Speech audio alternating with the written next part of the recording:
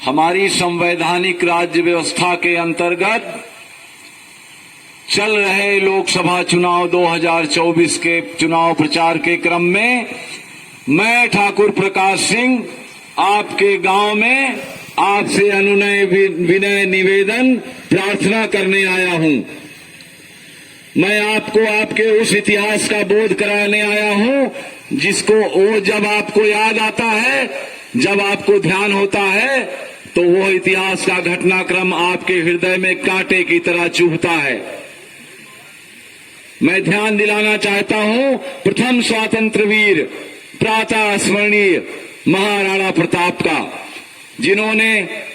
अरावली पर्वत की पहाड़ियों में रहकर घास की रोटी खाते हुए जलालुद्दीन अकबर की पराधीनता स्वीकार नहीं की और आदिवासियों के सहयोग से छापामार युद्ध लड़ते हुए मेवाड़ के अधिकांश भूभाग पर कब्जा बनाए रखा। मैं ध्यान दिलाना चाहता हूं छत्राणियों को, महारानी पद्मिनी ने 13,000 छत्राणियों के साथ अपने मान स्वाभिमान और सम्मान के लिए यज्ञशाला के कुंड में अपने प्राणों की आहुति दे दी थी। मैं ध्यान दिलाना चाहता हूं महाराज छत्रसाल बुंदेला का, जिन्होंने अपने पूरे जीवन काल में औरंगजेब की नाक में दम कर रखा था। मैं ध्यान दिलाना चाहता हूं गुरु तेग बहादुर सिंह जी का, जिन्होंने सनातनियों और राष्ट्र की रक्षा के लिए अकबर औरंगजेब के हाथों अपना बलिदान करा दिया। गुरुद्वारा शीशगंज दिल्ली में उन्हीं के नाम से स्थापित है।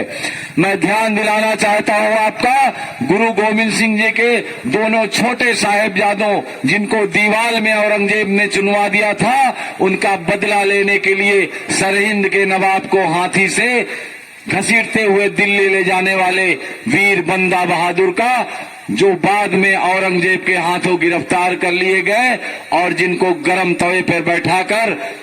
उनको चिमटे से नोच नोच करके क्रूरता के साथ मारा गया था। मैं गुरु गोविंद सिंह जी को याद करना चाहता हूं, जिन्होंने अपनी माता गुजरी देवी, चारों साहेबजादों और अपने पिता गुरु तेग बहादुर सिंह जी का और स्वयं एक जिहादी के द्वारा घायल होने पर अपना बलिदान कर दिया था। इसीलिए गुरु गोविंद सिंह जी को सर्वंसदानी कहा जाता है। मैं ध्यान दिलाना चाहता हूं हिंदवी स्वराज के संस्थापक छत्रपति शिवाजी महाराज का, जिन्होंने जिहादी औरंगजेब को नाके चने चबवाते हुए कभी दक्कन में चैन की सांस नहीं लेने दी। भारत भूमि को दारुल इस्लाम बनाने का औरंगजेब का सपना कभी पूरा नहीं हो सका और इसी चिंता में दक्कन में वो तिल तिल कर मर गया। मैं ध्यान दिलाना चाहता हूं आपको महारानी कर्णावती का, जिन्होंने तमाम छत्राणियों के साथ में जौहर कर लिया था। मैं ध्यान दिलाना चाहता हूं आपको हिंदवी स्वराज के संस्थापक छत्रपति शिवाजी महाराज के बाद उनकी गद्दी संभालने वाले छत्रपति संभाजी राजे का, जिनको उनके साले ने धोखे से गिरफ्तार करवा दिया था और औरंगजेब ने उनको महीनों तिल तिल करके काटा था, लेकिन उन्होंने कलमा पढ़ने, इस्लाम स्वीकार करने से मना कर दिया था और राष्ट्र रक्षा और अपने सनातन संस्कृति के लिए अपने प्राणों का उत्सर्ग कर दिया था। मैं ध्यान दिलाना चाहता हूं आपको काशी विश्वेश्वर महादेव मंदिर का और मथुरा के केशव देव मंदिर का, जिसका विध्वंस औरंगजेब ने करवा दिया था और जिसका मुकदमा आजकल अदालतों में चलता है, समाचार पत्रों और टेलीविजन में जिसकी चर्चा बराबर आप लोग सुनते रहते हैं। मैं हमारे अंतिम भारत के राजा सम्राट पृथ्वीराज चौहान का भी ध्यान कराना चाहता हूं। शहाबुद्दीन गोरी से उनका पहला युद्ध हुआ,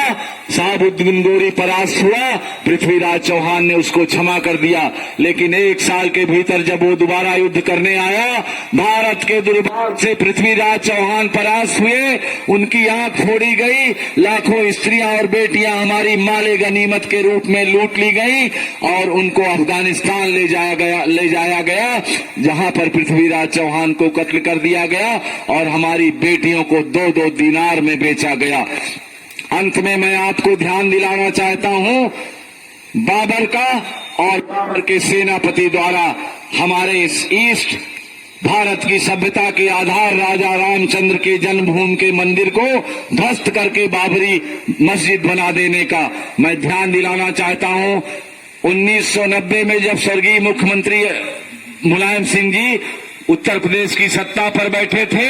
हमारे कार सेवकों को गोलियों से भुनवाया था और जो लोग घायल थे उनको भी मिट्टी की बोरी से बंधवाकर सरयू में प्रवाहित करवा दिया था, वो जिंदा मर गए थे। मैं ध्यान दिलाना चाहता हूं उन सूरवीरों का जिन्होंने 1992 में बाबरी ढांचे को ध्वस्त करके आज जो भव्य राम मंदिर बना है उसका मार्ग प्रशस्त किया था। मैं सबसे ज्यादा ध्यान दिलाना चाहता हूं आपको कि उत्तर प्रदेश के हमारे पूजनीय महंत आदरणीय योगी आदित्यनाथ जी महाराज का और हमारे यशस्वी प्रधानमंत्री भारत के महानायक नरेंद्र दामोदर दास मोदी का आज उनके प्रयास से, उनके प्रभाव से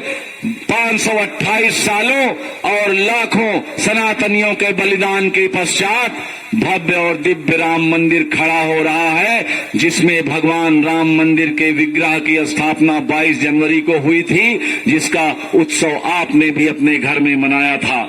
इस लोकतांत्रिक राज्य व्यवस्था के महायज्ञ लोकसभा निर्वाचन 2024 की चुनावी तारीख जिस दिन आपके भविष्य का फैसला होना है, और फैसला आपको ये भी करना है कि भारत को दुनिया में तरक्की के रास्ते पर ले जाना है या जहां तक हम ले आए हैं वहीं तक छोड़ के पीछे हट जाना है। इसलिए भाइयों, बहनों, माताओं, युवा साथियों, क्षत्रियों